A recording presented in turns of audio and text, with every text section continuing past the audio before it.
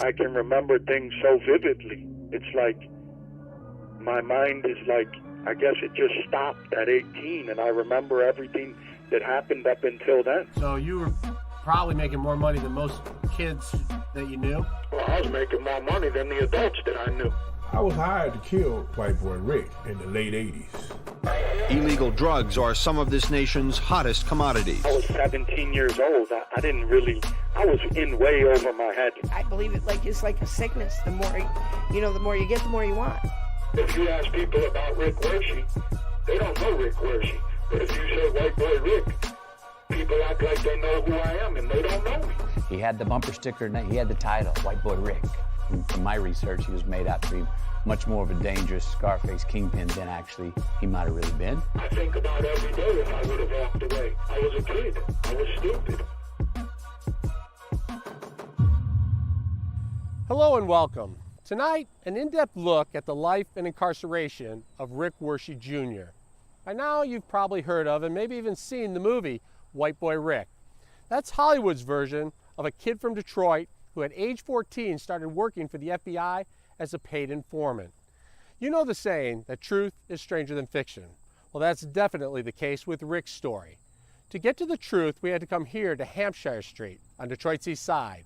This is where Rick's childhood home is. This is where he would ride his bike up and down the streets, watching all the drug activity in the neighborhood, and then selling it back to the FBI. Let me take you back in time, 34 years.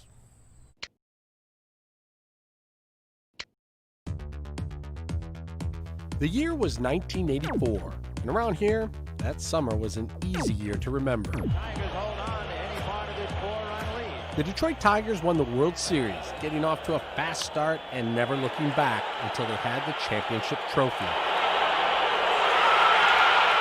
All the attention on the team took away from a much bigger story in Detroit and around the country, the emergence of crack cocaine into the inner city.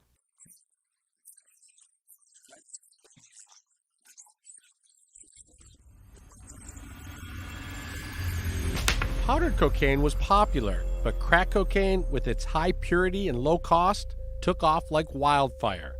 With a single hit selling for as little as $2.50, more people than ever were taking illegal drugs. It led to rarely before seen crime and violence. Homicide rates doubled to close to 600 per year. The president and his wife called it a crisis. Say yes to your life. And when it comes to drugs and alcohol, just say no. The FBI decided enough was enough, and instead of just letting the DEA go after drug dealers, special task forces were formed using local, state, and federal law enforcement officials. They were told to do what's necessary to put a stop to the crack epidemic. Retired FBI agent John Anthony. We opened a whole squad that was involved in drugs. The Curry case was the main one, the first one that we really became actively involved in. And in that preliminary investigation, White Boy Rick's name shows up. And who in the heck is this young kid? I think he was 14 or whatever he was at the time, running around with these African-American gangs. So who was Rick Wershe? At first, he was just a normal kid with a normal upbringing on Detroit's east side. 5 was like when my mom left, so, from 5 to 10 was probably real difficult because I had a mom and then I missed her, and, then I didn't have a mom. I had a grandma and a grandpa and a dad and a sister. So, them were difficult years, but probably around 10, I started playing baseball, like, real competitively. His sister Dawn remembers Hampshire Street as a safe haven. People worked, people had their gardens. I mean, it was beautiful. It looked like a suburban neighborhood would nowadays. And, everybody was close. Everybody knew everyone. Everybody knew everyone's name. I mean, streetlights came on, time to go home. It was the good times, the good days. But everybody was well behaved. Everybody respected everybody. Rick loved riding his bike and playing baseball. It's hard to imagine how 1984 would change his life, sending him on a path to become one of the most memorable names in Detroit drug gangland lore, especially since 1 year earlier, he was living in the suburbs of Fraser with his mom, and life was looking real good for Rick. When I was 12, I moved out to the suburbs with my mom and got to know her for a year. And to be honest, like from 12 to 13 was probably one of the best years of my life, That was with your mom. Yeah, I lived out there. It was like going to a different world. I moved from the inner city to the suburbs, and I met my first girlfriend, and, her family treated me so good, and it was just a different atmosphere, you know what I mean? It was like you went from the inner city and you'd go around and, my friends' fathers would be smoking weed or drinking beer or this or that, and then I go out there and, they're worried. This is my first girlfriend ever, and her parents are worried about me doing my homework, and, just totally different world. It was a world that I had never got to experience until then. And you liked it? Oh, I loved it out there. I didn't want to leave. I mean, leaving there was probably the hardest thing, that I ever had to do. It was like I fell in love with the first girl, my first girlfriend. I would write her when I moved back. We stayed in touch. It was just super hard. Why did you come back?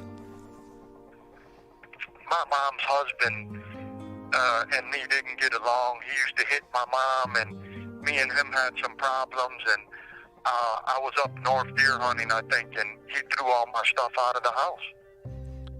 So Rick moved back to live with his dad, who both Rick and Dawn truly loved. He was wonderful. I mean, he spent a lot of quality time with us. He always was having his own business, doing things, traveling. We traveled every year for Christmas. Our Christmas gift was $100 and a trip to Florida. He was very close with my grandparents, as were we. They stepped in and helped raise us after my mother left. I mean, he had a good heart. He had good intentions. Did he make all the right choices? Who does? He tried to be a real good father, Kev. He tried, he took me places. He was one of my baseball coaches. He took me with him to try and teach me business. My dad wasn't, by any means was he, Ward Cleaver or anything like that, but, he always tried to teach me from wrong, and he was a businessman. And Rick Wershe Sr. was a hustler, a guy who loved inventing things. Rick Jr. watched and learned, like father, like son. He, too, wanted to make money. He had sales skills, I'd say. But, I mean, when my dad would go to the gun shows when we were younger, we would go to a sporting goods store on, south of 6 Mile on Van Dyke. And he would buy the whole box of BB guns and say, I paid for them, you guys give me back my money and pay for the table, and whatever you make over that, it's yours. So we learned young, to sell things. In the summer of 1984, Rick Sr. found another way to make money, selling information to the FBI. He knew a thing or two about who was breaking the law in Detroit, and the feds were willing to pay for the information. Rick Sr. became an official FBI informant and was given the code name Gem. Yeah, he had worked in a gun shop before on the east side, and the FBI had been in there, agents been in there with guns and whatnot. And it was basically it's just a single dad who's doing the best he can. Yeah, I mean, he tried, he was always trying to, make a dollar and keep his business going and do this or do that, and he tried the best he could. Was he father of the year? No, there was a lot of times we were left unsupervised, and my grandmother tried to do her best, but things didn't turn out so well, What you said your name was? Rick. The White Boy Rick story is now a major motion picture. Matthew McConaughey is playing the part of Rick Wershe Sr. He says Sr. wanted desperately to be friends with his son and failed as a father. I've never played a character that loses so often, every time. Loses every scenario he's in. His heart's in the right place, but he just doesn't have the follow through. I know fathers like this, but he's got all the want to, but none of the can do. In the summer of 1984, 14-year-old Rick Wershe got a job. He was paid to be a snitch, find out who was selling drugs, and tell the FBI all about it. Yeah, I would meet with them at different locations. We would meet on the roof of Cobo or at a restaurant in Cobo or, somewhere else. But we always tried to be pretty discreet. But there was times when we met right in the neighborhood. Imagine that, 14 years old, keeping a secret that could get you killed.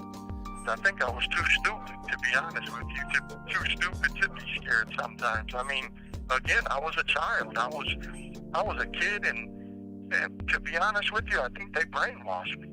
You might be asking yourself, why would the FBI be hiring teenagers to be informants, putting them into a life of guns and drugs? The answer? Because they needed to put a stop to the crack cocaine epidemic. Rick Wershe Jr. was the best there ever was at getting the info police needed to make raids in Detroit. Probably if you had it do over again, maybe not, because of his age. And because of what happened to him as a result of it. That's what really bothers me. But at that time, it was a gold mine, and you just couldn't pass it up. Those opportunities with with Rick and the knowledge he had, how often does that come along? Hardly ever. Hardly ever. And why would a 14-year-old want to work with police?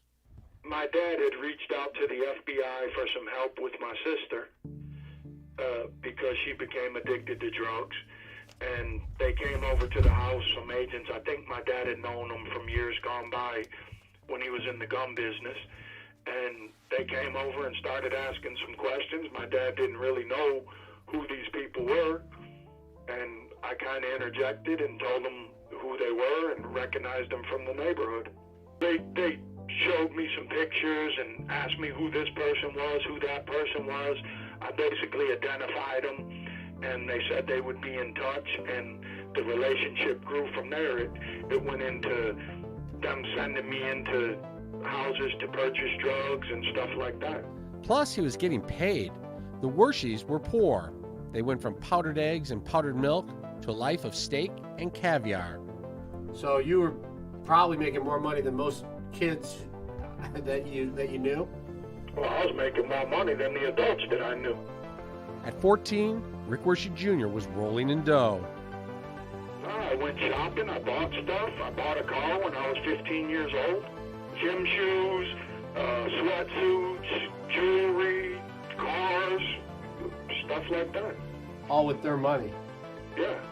Looking back at it today, Dawn and Rick say they are horrified by the idea of police using kids in the war on drugs. Me, as a parent now, I never would have had it. My 14-year-old kid, are you kidding me? No, but I mean, I didn't think it was right. I almost lost my life. It's troubling that I look back and, to be honest, I wonder how anyone could expose a child to that.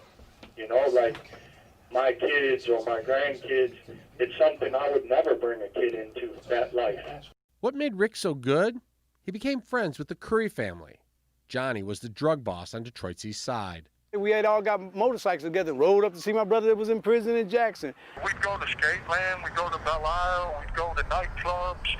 Now, Rick was watching everything from the inside. You never suspected that he was meeting with police? You know what? I didn't suspect that he was meeting with police. And I never expected that because he was so young. And then telling the FBI in exchange for money. It was stressful. I'm not going to tell you it wasn't. There was, you always keep in mind, like you said, you're a 14 or 15-year-old kid, and you have to be conscious never to slip.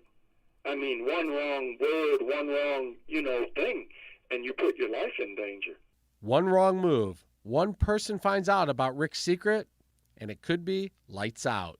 Trust me, I knew all about what happens to an informant in that world. What happens? If the right people find out, you're going to be murdered. You weren't just shot. I mean, you were injured severely. Oh, yeah, I was on death's door. I was asking him to call 911. He wouldn't call 911. The ambulance driver told Rick, "You're going to die." The real story of White Boy Rick. 20 brand new in-depth interviews, including the Wershe family. I can remember things so vividly. Shattered presents White Boy Rick, a new podcast. Subscribe today.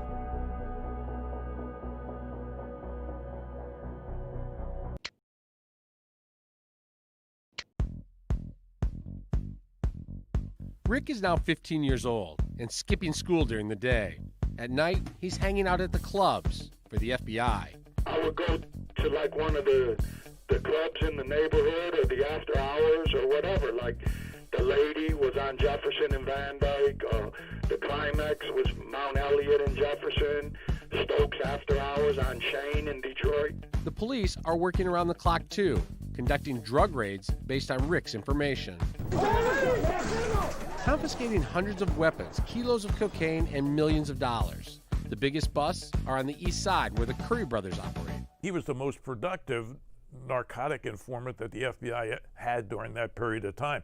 Nobody else could touch him in terms of information. He was a gold mine for information. When the police keep raiding crack houses, the Currys don't think it's simply bad luck for them or great work by the police. Rick says the Currys suspect there's a rat in the organization, and they want it exterminated. Can you tell me about the day you got shot?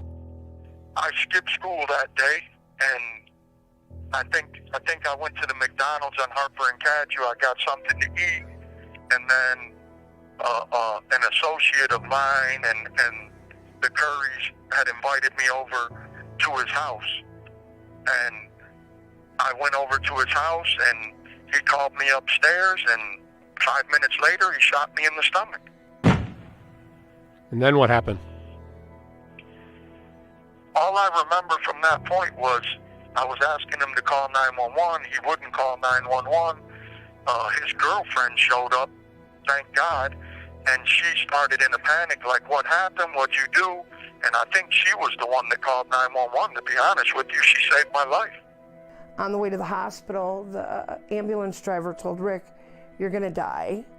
You know, I guess so he could say his last whatever prayer to whoever you want to pray to.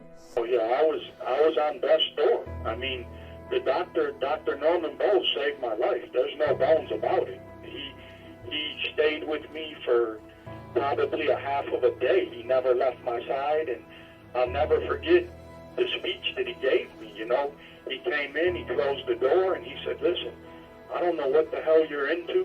He said, "But you're 15 years old." He said, "And there's a whole bunch of FBI agents running around." He said, "They have you in here under John Doe, and I'm assuming someone tried to kill you because you're shot."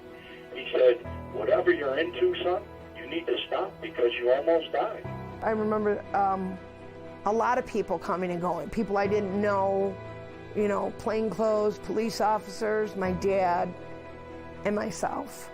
And, you know, a lot of, you know, you got to leave the room, a lot of whispering, a lot of pointing, you know, which obviously at that time was FBI and police that were not in uniforms to, I guess, protect Rick, I would assume, because they assumed that it was a hit.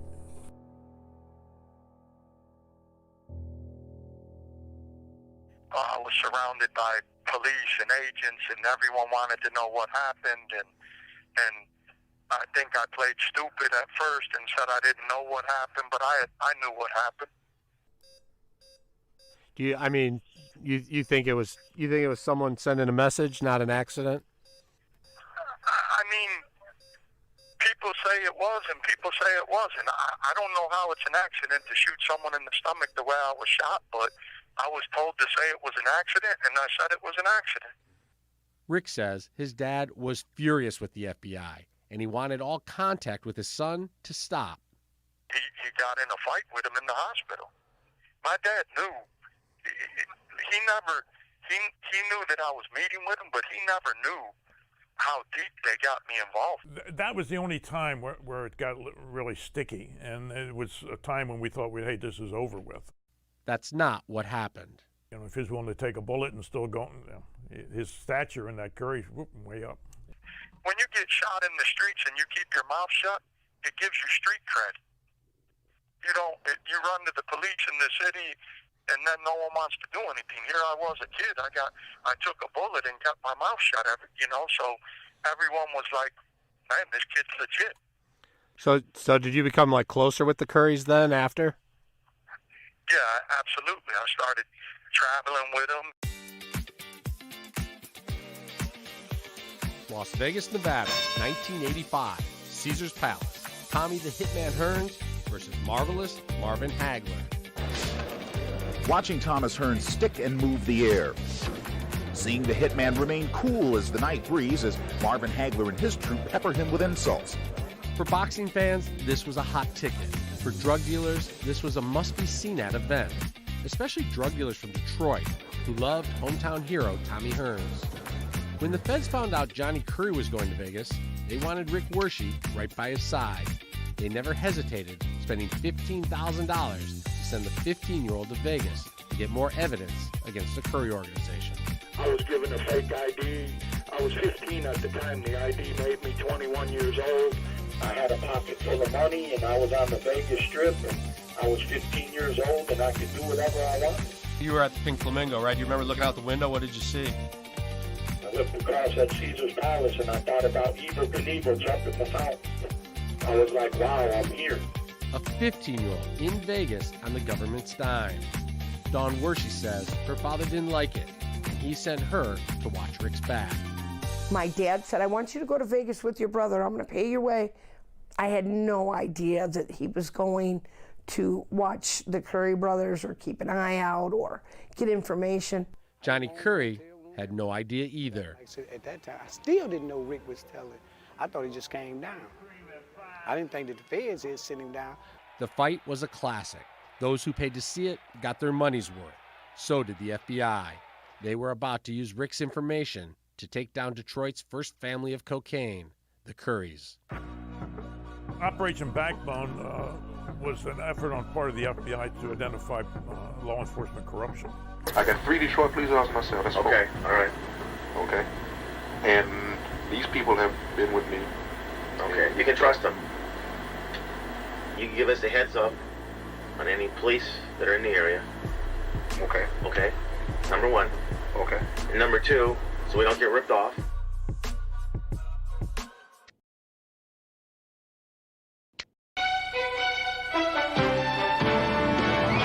News 4 at 5 with Mort Grimm and Carmen Harlan. 20 people, including a dozen members of the Curry family, were arrested. When faced with the mountain of evidence against them, they all pleaded guilty in exchange for no more than 15 years behind bars. Much of the information for the arrests came directly from 15-year-old Rick Wershe Jr. Do you remember how the task force ended its relationship with you?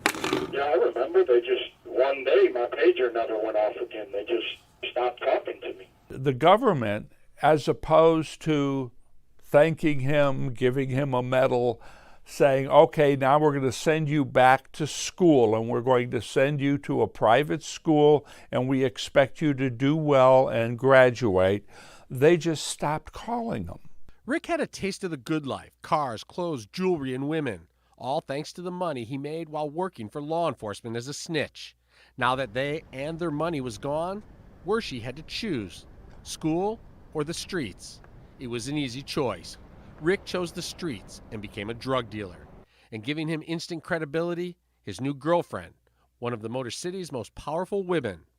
Chris Hansen was a crime reporter in Detroit at the time. So I got a tip that the FBI was going to raid Kathy Volson Curry's townhouse just on the outskirts of downtown Detroit. And we raced over there. It was a Friday afternoon. And I remember getting there and finding out that White Boy Rick was in bed with Kathy Volson Curry. She was a nice lady. She was a good girl. She wasn't hard to look at, you know. People make a big deal out of him hooking up with Kathy after you were gone. How do you look at all that? Listen, like I told him at the premiere, life goes on. You left tomorrow, today, your wife, whatever, you still got to keep moving and live life, enjoy life, every moment that you can. So that wasn't a big issue because he started messing around my wife. Come on. Do you think that her connections then were possibly an encouragement for you to rev it up and selling drugs? I mean, of course you're that age and you look at the power that Johnny had and you look at the pull that she had and you think that I thought that I could, you know, use that to my advantage. Kathy Volson had access to police information on who they were investigating and when raids would go down.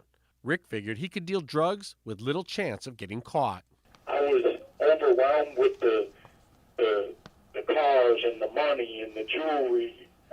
It was too much. I was a kid that never had nothing. I believe the money, the drug dealing, I believe it is like a sickness. The more you get, the more you want. Rick hooked up with a big-time supplier named Art Derrick to move cocaine from Miami to Detroit. I think he bought 2 planes from the Rolling Stones. I'll never forget taking off from City Airport, and I flew over. My grandparents are in a mausoleum at City Airport, and we flew over, and I told them, I said, my grandpa's buried in there. I wish he could see me now, and looking back, if my grandpa could have saw me then, he probably would have slapped the out of me. Rick wasn't a kingpin, but he was a weight man, a wholesaler who made a lot of money and a lot of enemies. I was hired to kill Wershe Jr., better known as White Boy Rick. Nate Boone Craft admits to killing more than 30 people as a Detroit hitman. Rick Wershe was the one that got away. Music got pretty loud, and God willing, I saw the slide door on the van opening, and I told my buddy, I said, pull off, and he didn't hear me. And I reached my leg over the thing, and I pushed on the gas, and we went through the red light, and that's when the shots rang out. Of course we hit the car, but hitting the car ain't the whole routine. You must get the person that we going at. Don't kill a car. Kill that person in the car. That's who we come to kill. But the white boy jumped down up in there, and I could have sworn that it went across his back when the gun finally jammed. Nate didn't get Rick, but the Detroit police did in May of 1987. They pulled him over in a traffic stop. Rick had 30 grand in cash in the car. It was 2 houses from my grandparents where they pulled him over. And I think my dad was at my grandma's, if he wasn't at his house.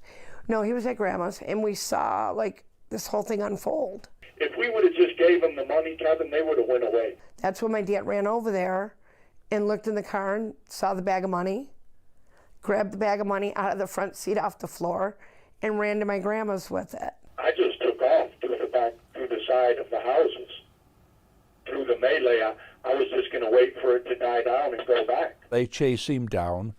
They pistol whip him. They bring him, throw him over the fence.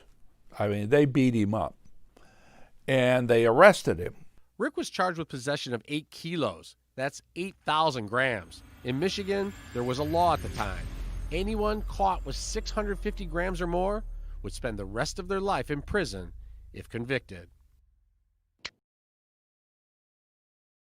When I was convicted, I said, I'll never give up, and I'm never going to let him win. I'll never let him. You have my body, but you don't have my mind.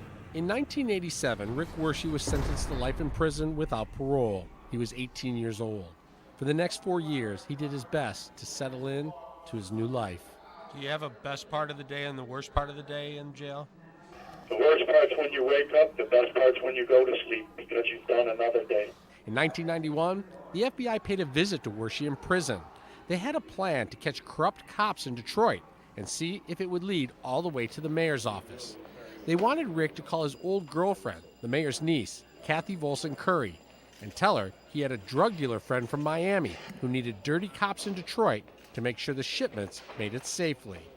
Rick called his attorney for advice. He said, Mr. Maselli, you've always been honest with me and my family. I'm going to ask you a question. And he said, he gave me the circumstances. He said, should I cooperate with them? Should I help them?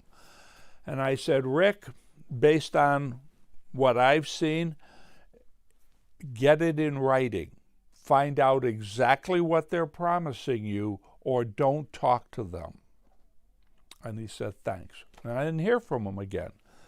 Well, apparently they talked him into helping them, and they didn't put it in writing. Kathy Volson was in. So was her dad, Willie, and friend Jimmy. The 2 men flew to Miami to close a deal. So ready to talk a little bit? Operation Backbone.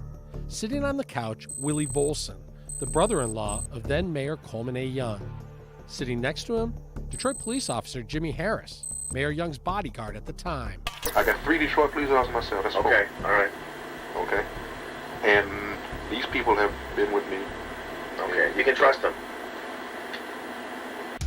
The two men are on a yacht in Miami. They think it belongs to this international drug dealer, Mike Diaz. It does not. It belongs to the FBI, and Diaz is really an undercover agent named Mike Castro. For a successful mission and a good escape and all that, 40, 50 grand. Diaz is offering the men $50,000 to put together a team of dirty cops to protect 100-kilo cocaine shipments from Miami to Detroit City Airport.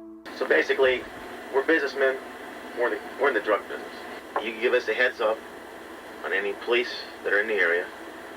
Okay. Okay. Number one. Okay. And number two, so we don't get ripped off. Officer Jimmy Harris and Willie Volson are all in. So we got a deal? Yeah. Operation Backbone was an effort on part of the FBI to identify law enforcement corruption. And it just took off like a snowball downhill. And here we are a year or two later. We got 12 police officers. Who was behind the sting? One man, white boy Rick Wershe. The FBI came to him in prison for help. He agreed, hoping it would help him get out early.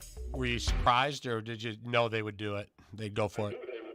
There was no doubt in my mind. I just told you that I knew that if money was involved, that they would take the money. To make it work, Rick had to call his former girlfriend, Kathy Volson Curry, the niece of Mayor Coleman Young. Rick told her Mike Diaz was one of his closest friends in the drug world and could be trusted. They said Diaz was also Dawn Wershe's boyfriend. They all met for dinner at the Whitney in Detroit to discuss making money on the shipment of cocaine into Detroit. I thought everything went well. She was at ease. I mean, I don't think she had a care in the world thinking anything other than what we told her. She wanted in? Mm-hmm. Absolutely. Absolutely. Kathy Volson believed the Wershes, and Willie Volson and Jimmy Harris believed Kathy. Harris and Volson collected over $200,000 in bribe money to protect drug shipments. In 1991, they were busted. Volson, Harris, and 10 other cops were sent to prison. Did you think they'd be able to pull it off? I knew we could pull it off. There was no doubt in my mind. I knew how greedy they were. The FBI says they never could have done it without Rick Wershe. He was the best FBI drug informant that we ever had. Wershe has been locked up for over 30 years for committing two nonviolent crimes. One, possession of 8 kilos of cocaine in 1987. The other, participating in a stolen car ring from behind bars in 2006. His scheduled release date, December 2020. You been, Foley? People don't have to believe me. People could say, oh, Gil was this, Gil was that. Gil was a corrupt cop who took bribes.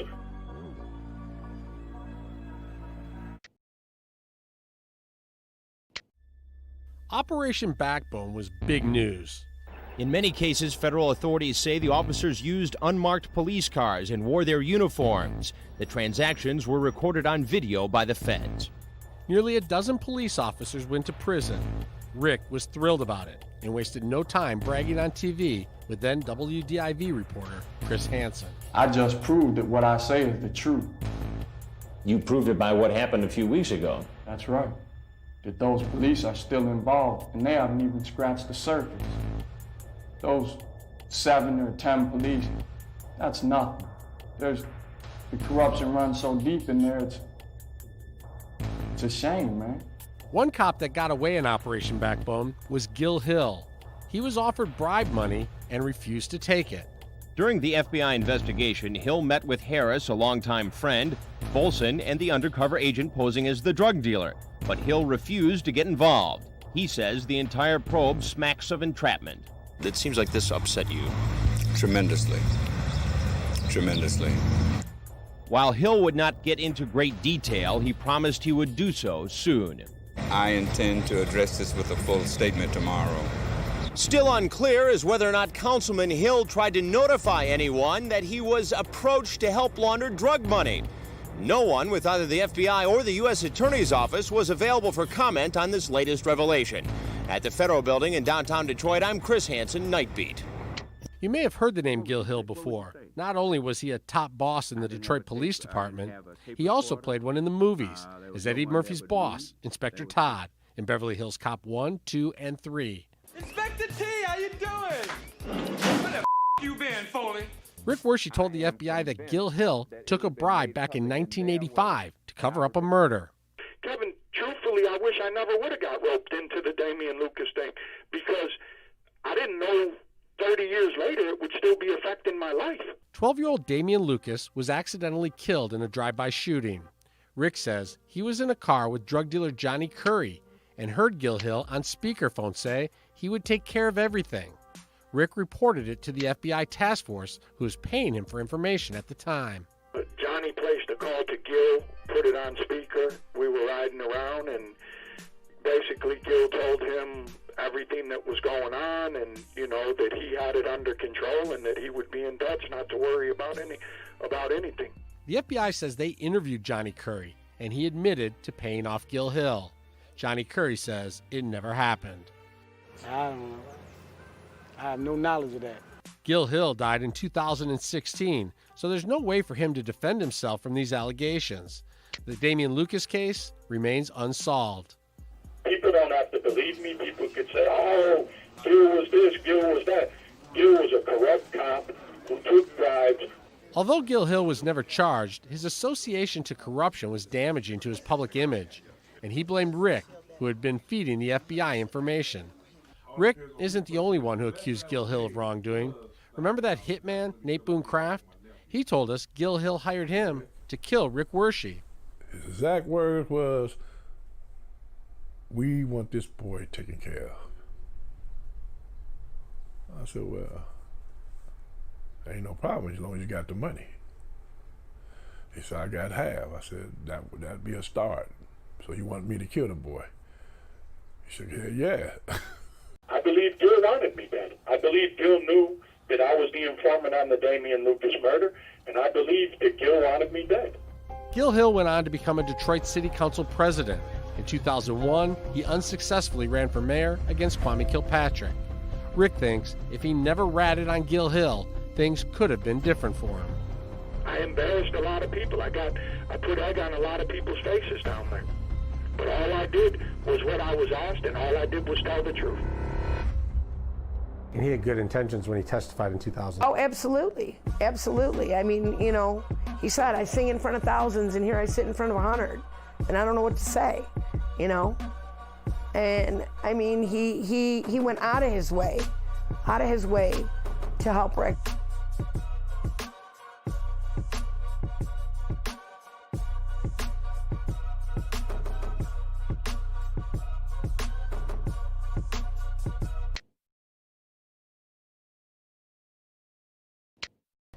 Let me take you back to the morning of March 27, 2003. I'm signing into a logbook here at the federal courthouse in Detroit. Rick has been in prison for 15 years, but now the 650 lifer law in Michigan has been overturned. That means Rick now has the possibility of parole, and it all comes down to what happens inside this courthouse. The hearing began at 10 a.m., and everyone was buzzing about the appearance of Kid Rock. Got more cash than white boy Rick. The controversial Detroit rapper here to testify in favor of releasing Rick Wershe from prison. I sing in front of thousands, and here I sit in front of 100, and I don't know what to say, And, I mean... Do you think that ended up helping you or hurting you, or had no difference? People at downtown have said that it hurt me, that he was so high profile, and it made it look like I was going to come out and live this rock star life, but that couldn't have been further from the truth. He just didn't believe in what had been done to me. He knew the truth. He knew that the government used me as a juvenile, that DPD used me. He had researched and known the truth, and he was like, man, this is wrong. The guy didn't come down there because he's a rock star or a rapper to say, oh, drugs are okay or any of that. We've had discussions, and he was like, man, this is wrong. These people have been lied to. The community's been lied to. And he just tried to help me. FBI agents called Rick a hero for his help in bringing down dirty cops and drug dealers. But the board was more persuaded by a letter from then prosecutor Mike Duggan saying Wershe was very dangerous and committed violent crimes as a juvenile. Whoever wrote that letter lied. Rick's official juvenile record includes a charge of carrying a concealed weapon, but no violent crimes. Next, a DEA agent said Rick put a hit on a guy, and Detroit cops said he was very dangerous. One of those officers is Bill Rice, who now tells us he didn't know Wershe and was given sealed grand jury testimony and ordered to testify against him. You felt like you were ordered to go? Absolutely. Wershe's parole was denied. He returned to federal prison in Florida. There, he met a guy who could help his sister Dawn make some money. At one time, a car hauler would pull up at my house on 12 Mile in Jefferson and drop off 10 cars because we had a large yard. And I mean, it looked like a car lot in our yard, but they all fit back there. Rick's mom even bought one of the cars. But as it turns out, some of those Florida cars were stolen. The guy that was the ringleader was in prison with Rick. He was operating this out of a federal prison. Well, Rick called his mother and sister and said, hey, these are great deals. Rick was charged in 2006 with conspiracy. I was told you take a plea bargain or I'm going to arrest your mom and your sister. So what do? I took a plea bargain against my attorney's wishes. He was sentenced to 5 years, and that's on top of his life sentence in Michigan.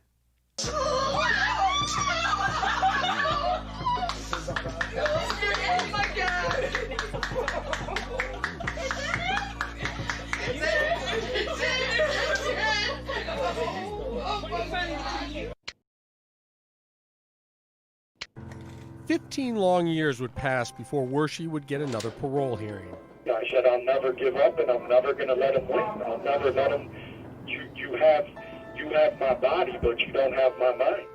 And, I try and so much, stay in a better place. I'm not going to lie. There's times, that I get down or I get depressed or I miss my kids and my family. You miss a lot spending 30 years in prison. One of the toughest for Rick was the death of his father in 2014. I don't think Rick could have handled seeing what my father looked like when he died, because he would have walked past him in a store and not known that that was our dad. It was, it disfigured him horribly, horribly. And I actually asked Rick when my dad was dying, do you want me to put, I know I can get him in a car at this point. This is before it got really bad, and bring him up there. And he said no.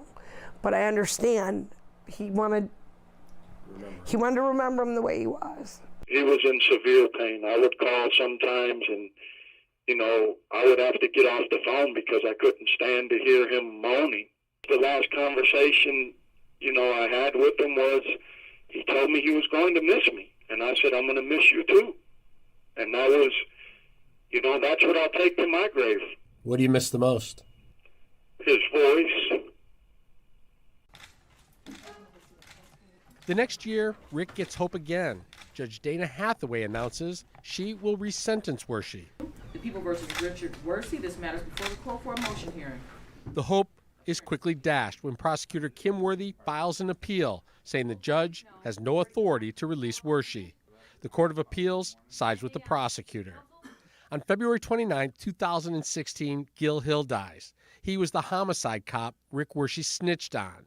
The person Rick believed was fighting the hardest from behind the scenes to keep him in prison. I think it goes back to Gil Hill. All roads lead back to him. Then suddenly, in August of 2016, 6 months after Gil Hill's death, tonight, Wayne County Prosecutor Kim Worthy, one of the most outspoken people who've worked to keep him behind bars, now says it may be time to rethink her position. Having been deeply immersed in the juvenile life without parole murder cases for the last 6 months, I have noted parallels to the Richard Wershe case that have caused me to review the Wayne County prosecutor's position on his case. I asked Kim Worthy if her decision had anything to do with her close professional friendship with Gil Hill. We never even talked about the case. I never made any promises to him about anything. And even if he was my best friend, I would never do that for anyone. The day you start compromising your cases, your beliefs, when you have a job like this, is the day you need to quit. And I would never, ever do that. In April 2017, the parole board says Wershe will finally get another hearing. A lot of sleepless nights. I mean, I guess at best I would say I'm cautiously optimistic. It's a big day. I mean, 30 years in a cage and I have a chance to get my life back, and it's nerve-wracking to say the least. In June, the hearing takes place, And in July, a decision comes in. I was with Rick's family as the announcement was made. Then my phone rang. It was Rick, right after he heard the news. I love you, and I couldn't be more happy and excited to finally have you home with us. I love you too, Gab, and I can't wait to see you, and I can't wait to hold the baby and give her a big kiss. Yeah, we love you, okay? Yep, tell everybody I said hi and I love them. Tell Nana I said I love her, and tell everyone that, you know, I'm coming home. Yeah. In a unanimous vote, the parole board released Rick Wershe from his life sentence in Michigan. But Rick did not come home. He was taken directly to Florida to serve his 5-year sentence for taking part in that stolen car ring. He hopes the Florida Clemency Board will consider him for early release. But as of today, his official out date is Christmas Day 2020. He tells me the cocky teenage drug dealer White Boy Rick is dead, died off decades ago behind prison walls. Today, he says, he's simply a middle-aged man looking forward to making the best of the rest of his life. And if by chance you come across him, you can just call him Rick. I'm not White Boy Rick. I'm Rick. I'm not the person I was made out to be. I did some bad things, but it was a life that I was pushed into.